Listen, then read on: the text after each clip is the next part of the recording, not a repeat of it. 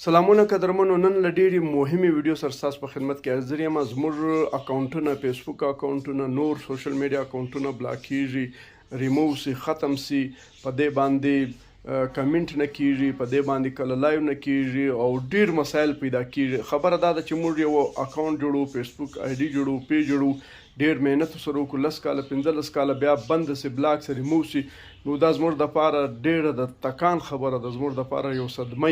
نو زه نن تاسو ته هغه ټول شیان ښیم چې تاسو په سوشل میډیا باندې کم شیان شیروئ نو ستاسې ایډیانې بلاکیږي، ختمیږي.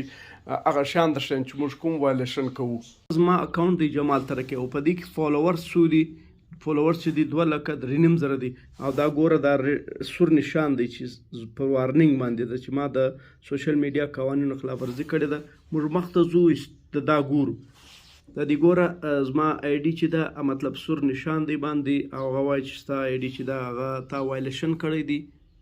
دا د هسټري ګورو، وایلیشن هسټري موږ چې ده دا ګوره اول شی ګورو. دا چې اول وړ ما کوم د سوشل میډیا چې کوم قوانین د هغو خلاف ورزي کړې ده، ما کوم شی شیر کړی دا وګوره. دا ګوره یوه بمي چاودنه سوې ده، په هغه کې یو پلار خپل مړه لور په غېږ کې نیول ده، نو په وینو سره ده. دوی وایي چې دا وایلیشن دی، تا ولې ښکاره کوي. دا ګوره لغه بعد چې دی دا ګوره بیا یو مړی ما ښکاره کړی دی. دا د وګوره چې مطلب په دې اکشن اخیستی دی چې دا تا ولې شیر کړی دی. لغه بعد زه درښیم دا بیا یو ماشوم دی چې مړ ورور یې په شا اخیستی دی. دا وایي چې تا وایلیشن دی، تا دا ولې ښکاره کوي.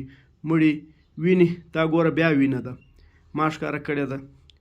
له هغه سره چې دا بیا یو مړی دی ما ښکاره کړی دی. دی وایي چې دا دې ولې ښکاره کړی دی.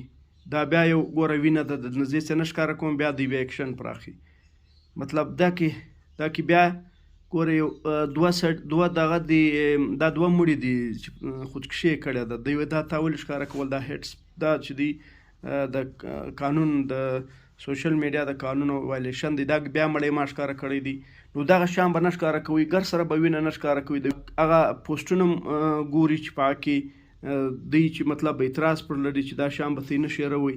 زه هغه هم در ښکاره کوم. دا ګوره د شپېتو ورځو دپاره زما لایو بند شوی دی. دا ګوره تاسې ووایاست چې ما په دې کې دا پوسټ کړی و په 2020 کې، یعنې یو کال مخکې.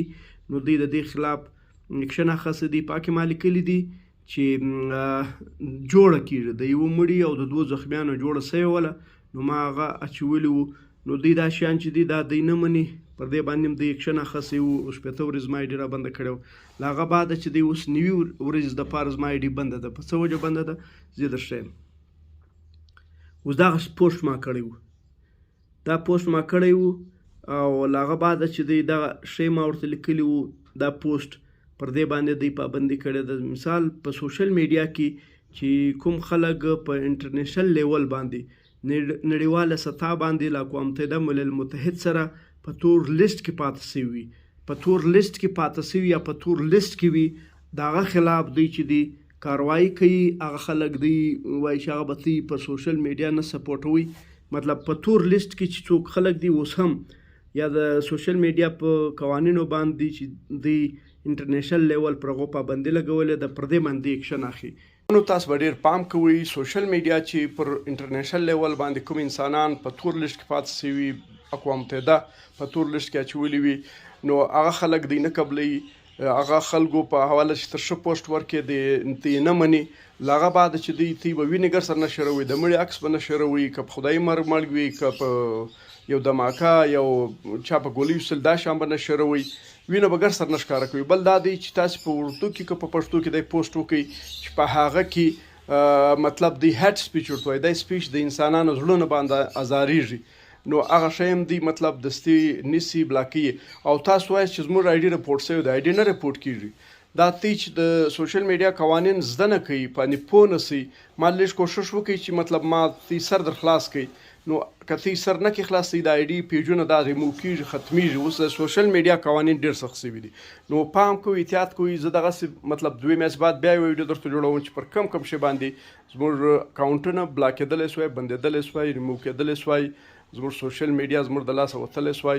زموږ ښه پیجونه چې 15-20 کاله موږ پر دې کار کړی دی، اوس پخوا خو هېڅ مسله نه وله اکشن نه پراخسته کېده اوس چې دوی ډېر سخت اکشن پراخیستل کېږي معمولي غلطۍ به نه کوي هغه خلک چې پر انټرنیشنل دنیا کې د اقوام متحده سره په تور لیست کې دي هغه په انساني جرایمو په لیست کې دي که د هغو باره کې تی ښه رایه ولرئ هم تی بلاکوي او که د هغو تصویران شروي بلاکوي م که د هغو ویډیوګانې شروي بلاکوي م CID خرابېږي نو دا شیانو سره به ډېر احتیاط کوي مننه ډېره